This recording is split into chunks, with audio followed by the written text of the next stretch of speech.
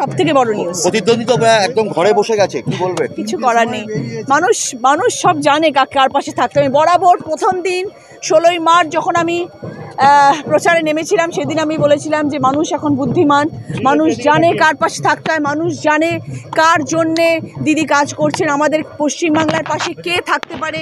আমি বারবার একই কথা বলে এসেছি, আমি কখনো কোনো রকম কাউকে ছোট করে কথা বলিনি, আমি বারবার বলে এসেছি মানুষ বিচার করবে, ঠাকুর ঠিক দেখছেন। তাই এই যে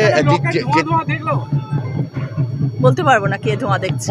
এই জেতার পরে কি করবেন প্রথম, মানে কি করার ইচ্ছা আছে? অনেক কিছু, আগে তো জানতে হবে, বুঝতে হবে, পুরো ব্যাপারটা বুঝবো, কাজকর্ম বুঝবো, মানুষের কি কি প্রয়োজনের মধ্যে, তালিকার মধ্যে কোনটা সব থেকে আগে প্রায়োরিটি পায়, যেটা করলে মানুষ সবার আগে উপকৃত হবেন, সেই কাজটা নিয়ে আগে এগোবো।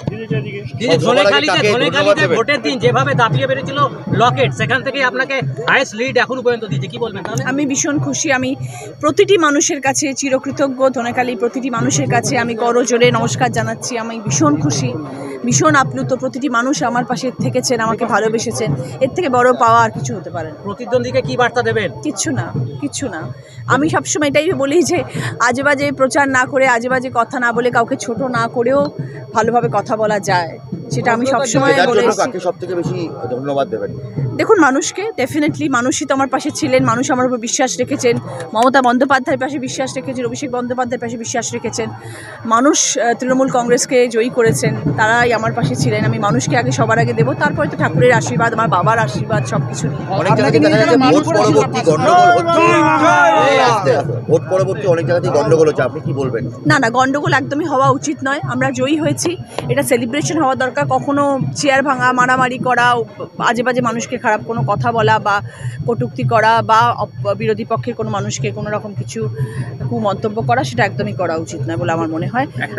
আমরা জয়ী হয়েছি, এর থেকে বড় কথা আর কি হতে পারে? এখন আমাদের সেলিব্রেশন করা উচিত, কাউকে ছোট করা উচিত, কাউকে হার্ট করা উচিত নয়। একটা সময় এসে অনিশ্চিতার মুখে পড়তে হয়েছিল যে কে জিতবে, কে হারবে, এই তো সবসময় হওয়া উচিত। সেই অনিশ্চয়তাটা তো সব প্রার্থীর মধ্যেই থাকে যে কি হবে, কারণ এটা একটা গণতান্ত্রিক অধিকার। ভোট একটা আমাদের, কে কখন কাকে ভোট দেবে, কার পাশে থাকবে, সেটা তো মানুষ বিচার করবেন। তারপরে তো সেটা একটা টেনশন সবার মধ্যেই থাকে, তারপর শেষ পর্যন্ত যাকে মানুষ পছন্দ করবে তারাই জয়ী হবে।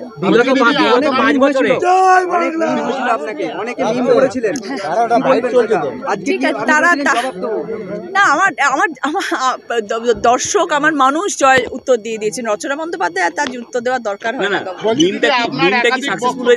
হ্যাঁ, মানে এখন তো আরোই হবে, সবাই ধোঁয়া, আরো সবাই চোখে এখন ধোঁয়াই দেখবে।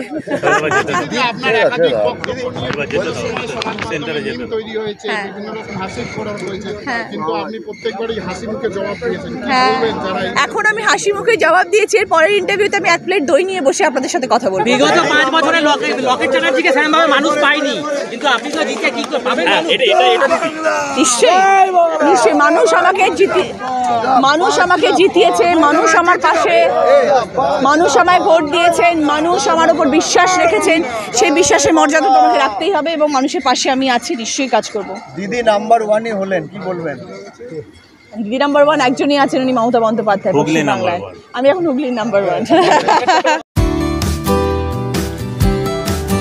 চিকিৎসা জগতে এখন একটাই নাম, doctor PK Ghosh, doctor Rina Ghosh, BMS, MH medical college হাসপাতাল। চুলের বিশেষ চিকিৎসা করা হয়। টাকপোকা, খুশকি সংক্রান্ত কেশ সমস্যা ছাড়াও শিশুরোগ, বাত, অর্শ, ফিস্তুলা, হাঁপানি, শ্বেতি, ক্যান্সার, যৌনরোগ, স্ত্রীরোগ, চর্মরোগ, ব্রণ, সুগার, থাইরয়েড এবং অন্যান্য জটিল ও পুরনো রোগের চিকিৎসা করা হয়। চেম্বার অরবিন্দ সংঘ, মুরারিপুকুরটি, কেওটা 3 নম্বর মিলিটারি কলেজ, কলুপুকুর, চন্দননগর, বরুণানপাড়া উত্তর, বিডি অফিসের কাছে, নান্দাবাজার, আকাশ, ইটভাটা, Chuchura station road, super market, ওচাই ক্লাব, ইউকো ব্যাংকের কাছে, সুগন্ধা দিল্লি রোড মোড়, দাস ফার্মেসি, মগরাগঞ্জ অভিযান ক্লাব, মানকুণ্ড স্টেশন রোড, পরের ধাপ।